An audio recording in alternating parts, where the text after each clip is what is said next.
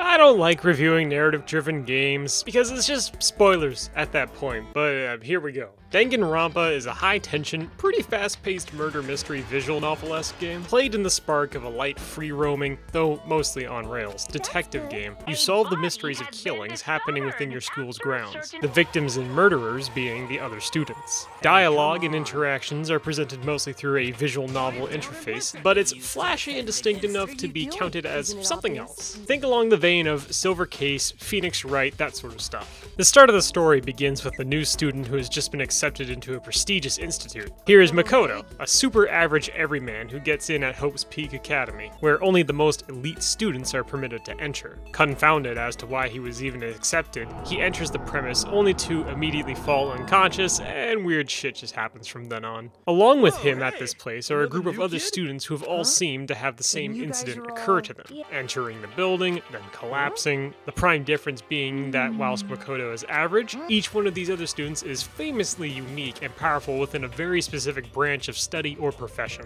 Ultimate fashionista, morale officer, gang leader, literature author, the people who actually belong at such a place. What ensues very shortly afterwards is a murder game set up between the students. All of them are locked within. The only way out of the place is to kill someone else and get away with it, as in not get caught. To prove someone guilty of an act, a murder trial is held after a murder has occurred. If the proper killer is found guilty, then they are executed and life continues. If they are able to remain innocent amongst their peers and the sentencing was incorrect in the end, they alone live and are allowed to leave. As the cast express it, it's a zero-sum game. Gameplay consists of two main components. An exploration segment where you can have relationships with the other students, forming bonds for statistic bonuses, a light exploration to uncover the rooms and segments of the school, and then ultimately an investigation part where you gather and deduce clues and evidence found after a murder has been committed. The other component is the class trial. All students are gathered in a courtroom to present what evidence there is in the attempt to unmask the killer and sentence them.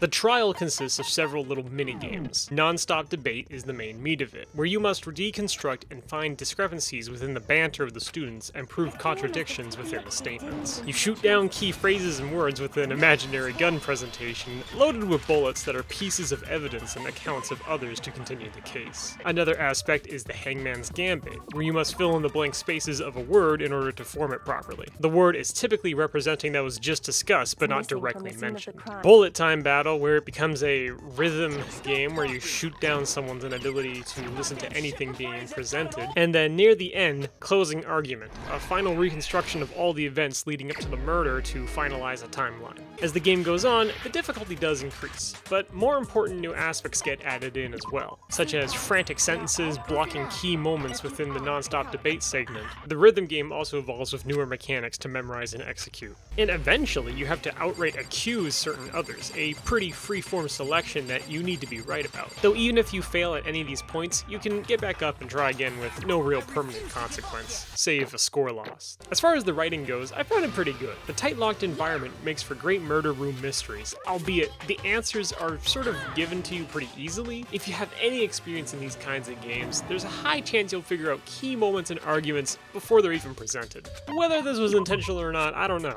but it's still satisfying when you get something right. The characters are interesting as they emulate more of concepts and ideas rather than just being individuals. While that might sound lame on the outside, their one-dimensionality is actually their strongest point, and this is emphasized as the game goes on. You can perhaps cite a lack of character development the deeper you get, and you're right, but this is done with a purpose. Oh, the results might vary depending on your reaction. The graphical style is fancy pop-ups with slick anime characters and environments. Walking around feels like a dungeon crawler, and the rooms are presented in a clear fashion with an edge. Their expressions and reactions. The only real downside for the PC port is the graphics aren't really scaled up all that well. Many aspects are still very smushed and blurred, intended for the PSP. It's not enough to deter you though. The music is just absolute badass, with chill, melancholy tones when you're exploring, focused beats when you're investigating, and frantic heavy synth when you're disproving.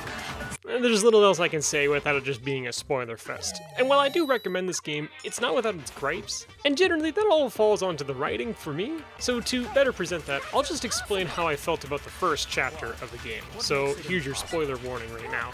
If you're done here though, I do recommend picking this up if you're a fan of this kind of genre. It's pretty slick all in all with some really good twists here and there. It's a school you want to get accepted into. So here's what I dislike about Chapter 1. Half of it is shoved in your face as a pretty overbearing tutorial. Every 5 to 10 minutes it tells you a new mechanic you should know about and hand-fists you into doing it. When the relationship aspect came into play and you're forced to hang out with Sayaka and you're being twisted into helping her, and shit just feels completely depowering and eliminates all urgency you think the game might let you have. Like, even if it's just to set the tone, it just feels kinda dumb. The naivety of everyone here is just kind of gross.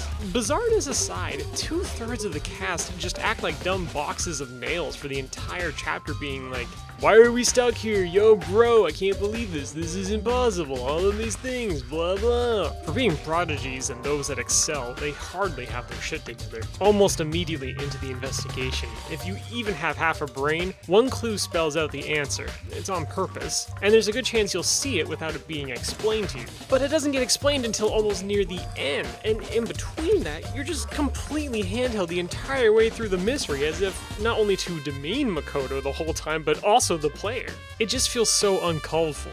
Like, yes, I see the clue, I think I get it, but the game won't stop telling me regardless. The class trial is cool as fuck, but I found the rhythm part and the final comic sequence to just be so unnecessary. It just feels like total feature creep. Like, what, they couldn't just expand to make the main part of it a bigger attraction? When these segments come up, I just sort of groan because it feels so unnecessary. Like, oh yeah, I know this is how it went down. I just proved all of it. X triangle, ugh. A couple of aspects I dislike of how the murders are handled later on. Floors open up, right? Well, when the next one does, the previous is forgotten about almost entirely. Like, its relevance is almost zilch from here on out. This happens with every single chapter, by the way. And I really dislike how previous pieces of evidence and tactics are never utilized again for the most part. Like the toolkits and sewing kits everyone has, never mentioned again after Chapter 1. That's it. They're over with now. It keeps things concise, perhaps, but it ruins so much potential for not being able to include them later. Anyways, that's the bulk of my rant without giving too much away. The game is good. It's worth the pickup. I just had some issues with it here and there. I'm not interested enough for the sequels, to be honest. I've got many reasons, but a big one is this is something I felt like I should have just read or watched, not play. Although I hear watching it might be a mistake.